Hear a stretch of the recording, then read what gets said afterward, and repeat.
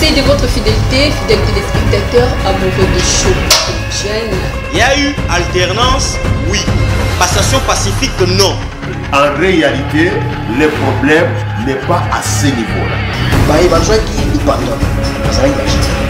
So, jeune ya lelo, ceux qui donc pas mon émission, la place mon to bazana pour ça la mission, ça rien que pour te faire ça. La difficulté se trouve au niveau supérieur. Les jeunes sont vraiment difficilement humains.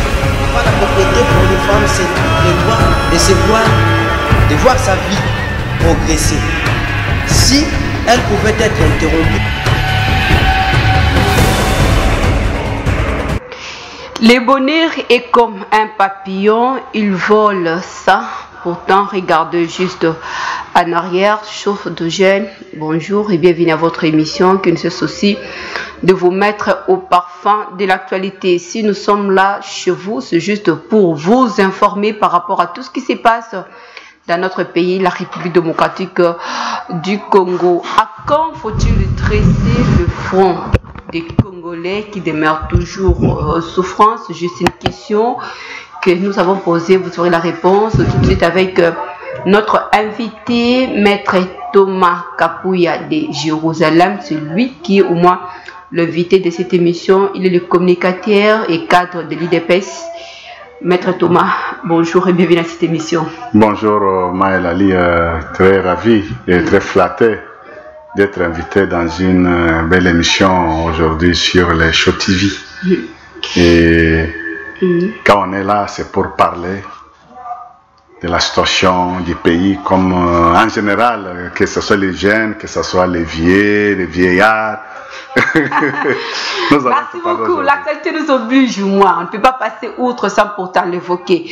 Aujourd'hui, le séjour de Macron, le passage de Macron, s'il faut le dire ainsi, sur le sol congolais. Quelles sont vos impressions, vos appréciations par rapport à l'arrivée d'Emmanuel Macron en RDC? Et avant toute chose, comme on dit qu'il y a tout honneur, tout seigneur, tout honneur, et je commence à remercier son Excellence Félix Antoine Tshisekedi Tshilombo, celui qu'on appelle Fatih Beton de Jérusalem, pour sa diplomatie vivante, gagnante et solide, de nous faire venir dans moins d'une année plusieurs grands hommes de ce monde.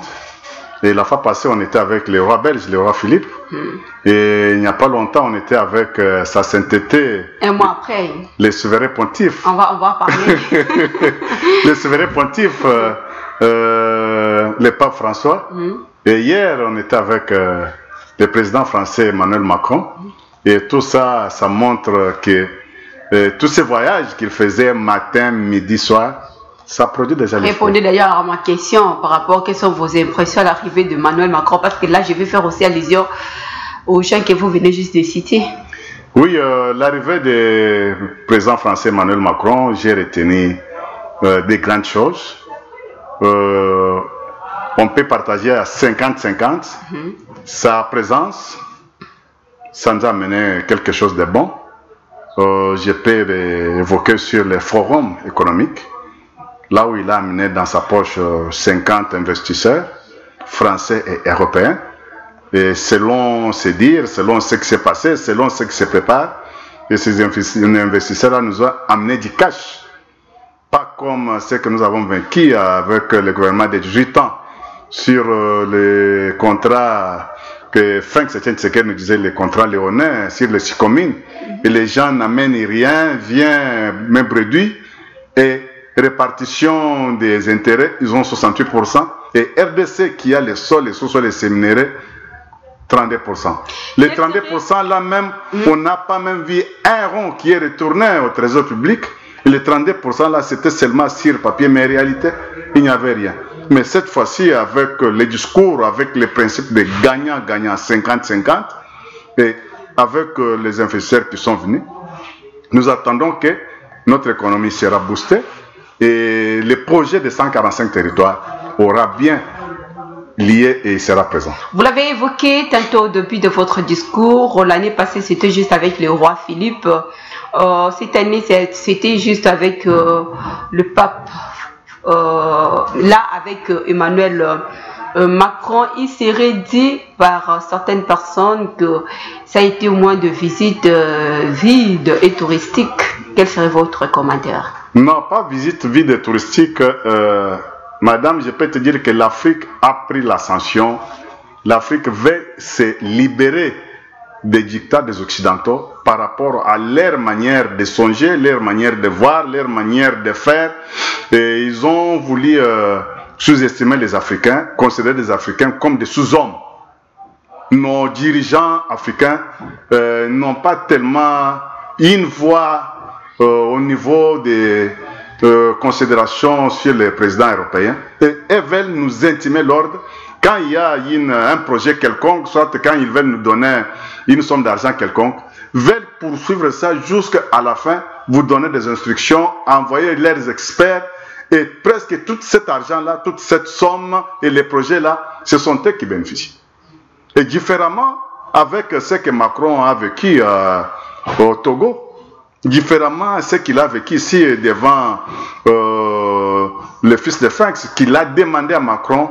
Et je peux te lire quelques phrases qui m'ont fait plaisir. Je vous en prie. Qui m'a fait plaisir, qui a fait valoriser notre président qu'on appelle Fatou Etoun de Jérusalem devant son homologue président français. Et qu'est-ce qu'il a dit? Il a dit que regardons-nous autrement, en nous respectant, nous considérant comme des vrais partenaires et non pas toujours avec un regard paternaliste, avec l'idée de savoir ce qu'il faut pour nous. Et il a tout dit. Il a fait voir à son homologue président français que les présidents africains ont subi les dictats. Je vais faire deux pas en arrière avant même l'arrivée d'Emmanuel Macron sur le sol congolais. Il y a Paul Kagame, il avait tweeté pour dire que le problème de la RDC, ce n'est ni la France, ni Macron.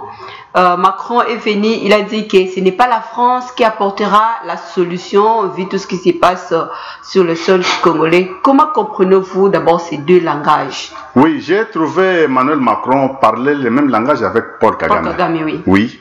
Et j'ai vu des images. Le président honoraire de la France, qu'on appelle François Hollande, a parlé le même langage aussi avec notre président qu'on appelle Fatou Etoun de Jérusalem, soit l'excellence Félix Antoine Tshisekedi. Maintenant, nous avons vu qu'il y a eu deux équipes, deux langages différents. François Hollande a parlé clairement, il a fait voir, il a fait les sorties de presse en France avant 2 jours que Macron quitte la France. Il a dit que Macron sera à mesure. Mais il n'a pas été aussi à mesure. Vous l'avez remarqué qu'il n'a pas été à mesure. Mais c'est ça ce que je te dis. Que François Hollande a dit que Macron sera à mesure de parler honnêtement que c'est Paul Kagame avec ses milices qui insécurisent l'Est de la RDC. Il a dit qu'il sera à mesure de dénoncer et parler hautement que tout ce qui se passe en RDC, à l'occurrence l'Est de la RDC, c'est Paul Kagame qui est le responsable. Et comme il ne l'a pas dit. Et comme il ne l'a pas dit, j'ai trouvé le langage d'Emmanuel Macron, il s'échappait la responsabilité, bien la complicité de la France sur ce qui se passe à l'est de la RDC. Apparemment, nous aussi, les Congolais de notre côté, nous sommes ignorants, donc nous devons toujours attendre que la solution vienne d'ailleurs. Non, on ne peut pas attendre que la solution vienne ailleurs, mais il faut appliquer ce qu'on appelle la diplomatie agissante. Faire d'abord impliquer la France dans la responsabilité de ce qui se passe à l'Est. Voici ce que le président Macron a évoqué. Le président Macron a fait la continuité de ses prédécesseurs. Il y a une fois, un président français était de passage ici, Nicolas Sarkozy. Voilà. Qu'est-ce qu'il avait dit? Que votre pays est très vaste. Il faut céder une partie. Voilà pourquoi aujourd'hui, Bounagana se trouve en otage, est pris en otage. Et il faut partager avec les voisins. Maintenant, le président Macron nous a retourné derrière. Il a évoqué l'année 1900, 1994.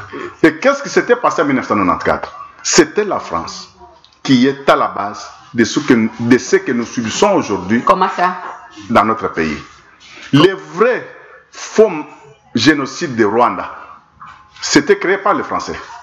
Et à l'époque, c'était à l'époque des présidents François Mitterrand, et affaibli par les maladies, et son premier ministre qu'on appelait Édouard Balladur avait profité de cette occasion pour occuper le Congo. C'était lui qui avait conspiré tout ce qui se passe aujourd'hui en RDC.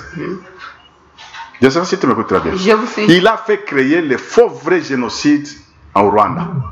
Maintenant, ils ont envoyé des Rwandais avec leur plan pour occuper l'est de la RDC. En occupant là, et qu'est-ce qui s'est passé?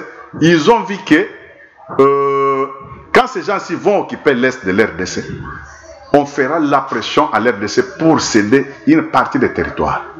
Voilà pourquoi Bunaganda est cédé. Non, le Bunaganda, ce n'est pas la première fois que des terroristes de ces gens-là occupent Bunaganda. À l'époque des sénateurs à vie Joseph Kabila, Bunaganda a été occupé plus de 8 mois.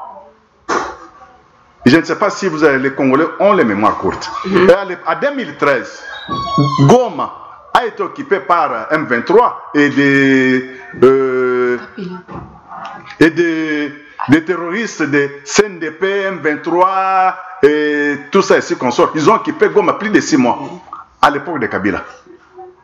Je ne sais pas si vous me comprenez très bien. Et quand cette situation continue jusqu'à aujourd'hui, et nous condamnons d'abord, on dénonce ce qui a facilité les accords de M23, qu'on est en train de dire que ça a été créé en 2009. C'est cet accord-là qui donne le favoritisme que nous parlons aujourd'hui aux Rwandais avec leurs terroristes Paul Kagame, M23, CNDP, quoi ça encore Maintenant, l'arrivée de Emmanuel Macron, de toutes les façons, il a essayé quand même de, je vais aussi de dire ça, de dévoiler certaines vérités. Ne voyez-vous pas que c'est juste depuis 1994 plutôt jusqu'au jour d'aujourd'hui que la République démocratique du Congo est incapable de pouvoir au moins sauvegarder sa souveraineté? Non, il voulait se dédouaner des dénonciations que le monde est en train de faire sur l'RDC.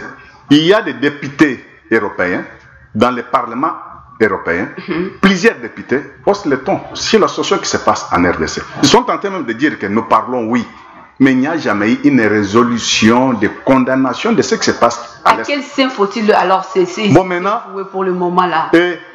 D'abord, tu as vu même quand Macron est venu ici, on n'était pas d'accord avec lui. Pourquoi? Parce qu'il n'y a pas longtemps qu'on vient de quitter les régimes de notification sur les achats des armes. Et quand on est arrivé la fois passée dans le Conseil de sécurité, là où la décision se prenait pour que l'RDC puisse au moins avoir la liberté, et c'était toujours la même France, les mêmes Français là, qui nous ont empêchés, qui nous ont causé encore une vie dure pour ne pas accepter qu'on quitte le surcharge qu'on nous avait imposé, l'embargo qu'on avait sur l'achat des armes. Et la Chine, les États-Unis, même les Russes, ils se sont imposés. Et plus la diplomatie agissante, vivante, solide que nous parlons, c'est au moment où on nous a libérés pour qu'on commence à avoir la liberté d'achat des armes pour libérer notre pays. Et au moment où nous parlons, à l'Est, nos militaires, ils ont quand même des armes sophistiquées, ils ont quand même une bonne position, et il y a quelques territoires qui sont en train d'être récupérés par rapport à la déclaration de Macron. Macron a reconnu que ce n'est pas M23 qui vous chicote à l'Est, qui vous fait du mal. Il y a une puissance. Il y a plusieurs personnalités qui sont là, qui utilisent M23 pour piller l'Est. Il a clairement dit ça. De toutes les façons, ça aussi, c'est un problème que nous devons juste soulever parce que Macron est fini, il n'a pas condamné au moins le M23, il n'a pas condamné le Rwanda non plus, il n'a pas fait allusion au rapport Mapping. Est-ce que c'était par ignorance, mais par connaissance de cause? Non, ce n'est pas par ignorance. Je me répète encore pour te dire que le Rwanda est c'est un pays, soit Paul Kagame, c'est le partenaire privilégié de la France. L'exemple facile, Rwanda se trouve déjà dans les groupes des pays qu'on appelle les pays de Commonwealth, les pays qui parlent l'anglais. Kenya, Tanzania et consorts. En Rwanda, on ne parle plus encore la langue française. Mais l'RDC, c'est le premier pays du monde qui parle la langue française. Mais nous voyons une grande surprise quand le secrétariat de la francophonie a quitté au Sénégal, c'était Abdou Diouf qui était le secrétaire général de la francophonie, et ça passe directement au Rwanda. Mais Rwanda, il est dans les groupes de Commonwealth. Et nous, RDC, nous parlons le français. Et le premier pays francophone mondial, on nous prive la gestion ou bien le secrétariat général. Mais ça passe inaperçu, il n'y a pas de contestation. Non, il y a eu des contestations de notre mais où en sommes-nous? Parce que pour le moment, la dame en question est reconduite. Reconduite, oui, mais j'apprécie tellement la façon de voir des choses de nos sénateurs de la chambre haute. Il y a eu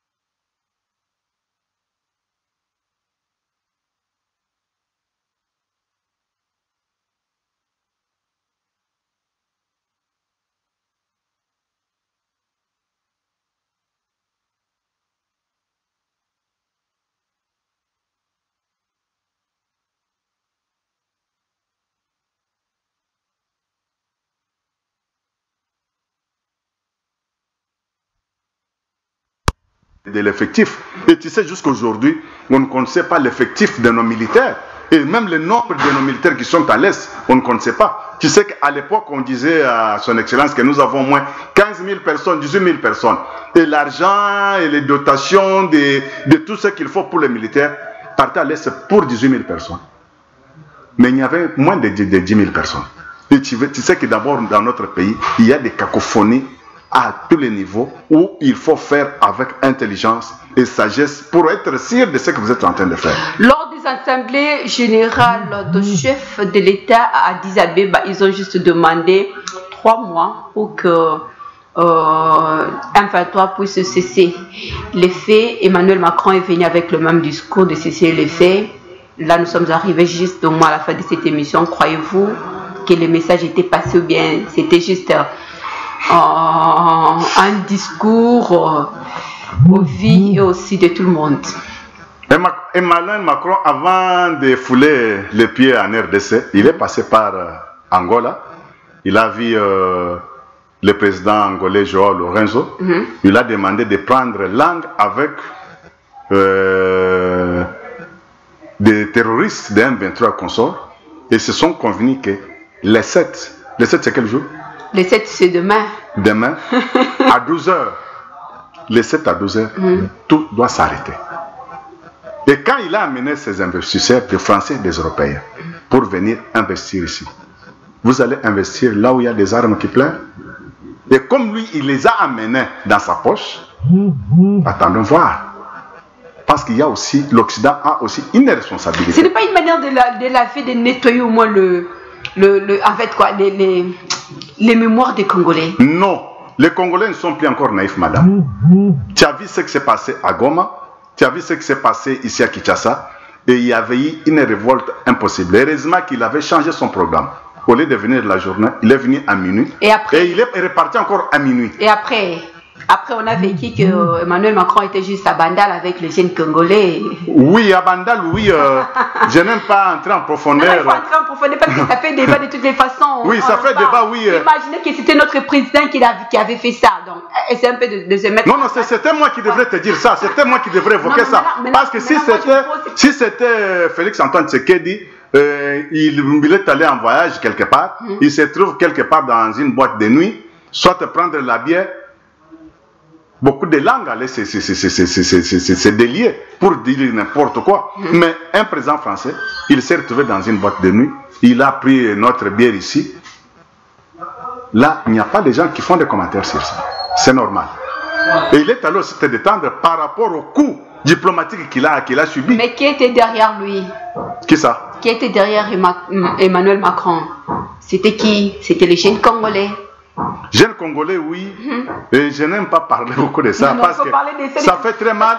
Ça fait très mal parce que j'ai vu des Congolais oublier la souffrance de nos frères et sœurs qui sont en train de mourir à l'Est, d'où les Macron et la France est complice de ce qui se passe à l'Est. Ils ont même contribué, malgré que la somme n'était pas colossale, mais avec 20 millions pour donner au Rwanda, d'améliorer la vie de ses militaires et ses consorts. Ici, il a donné 30.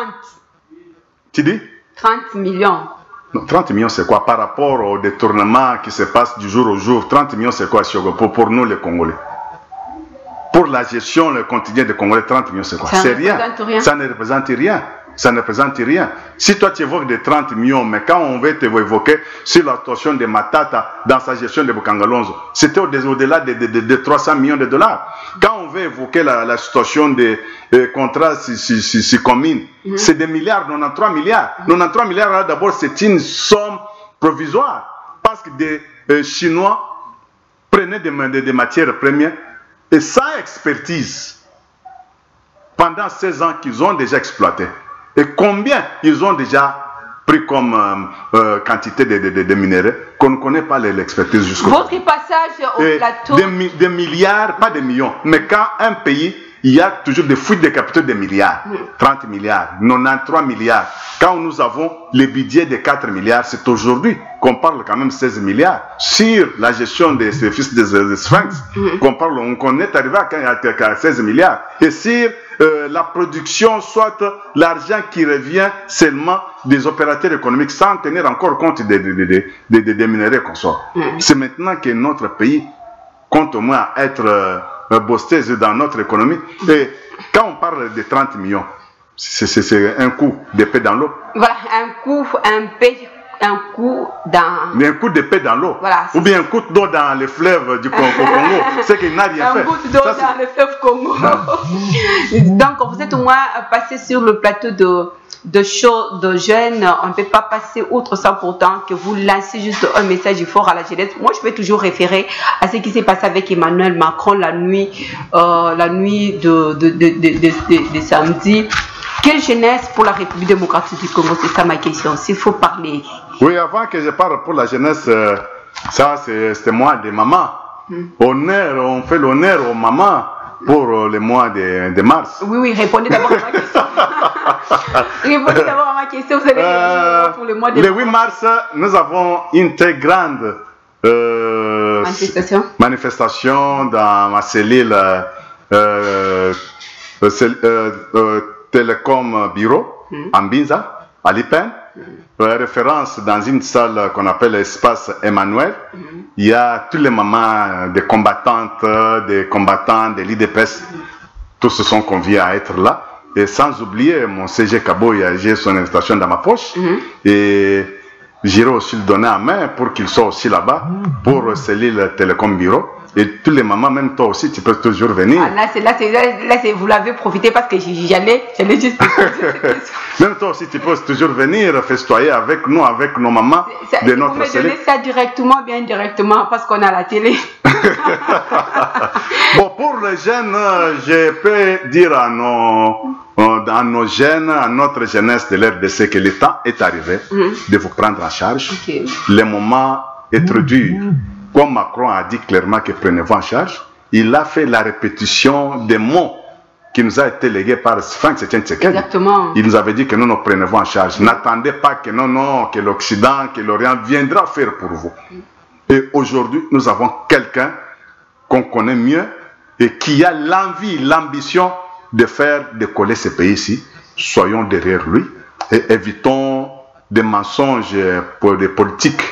Une personne qui vient avec des discours, des beaux discours pour vous séduire et vous ne connaissez pas son agenda caché. Merci beaucoup, c'est fini pour aujourd'hui. Nous vous disons juste merci d'avoir accepté à cette invitation. Non, c'est moi qui vous remercie de m'avoir accordé un bon moment dans le mois de la femme. Et avant d'ailleurs le 8, le jour J, que je viens d'annoncer de bonnes choses, des manifestations grandioses qui seront. Ne vous inquiétez pas, de toute façon, si demain rien ne bouge, moi je vais toujours faire quelque chose qu'on puisse retrouver avec vous le dimanche à 19h. Je serai là. Nous sommes arrivés à la fin de cette émission. Nous vous disons merci pour votre confiance, fidélité à notre chaîne, la chaîne qui rime avec le Réveil Show Télévision. Bonne suite de programmes sur nos antennes. On se retrouve prochainement. Au réel plaisir d'avoir un nouveau numéro. Portez-vous bien. Bonne fête aux femmes congolaises. Au revoir.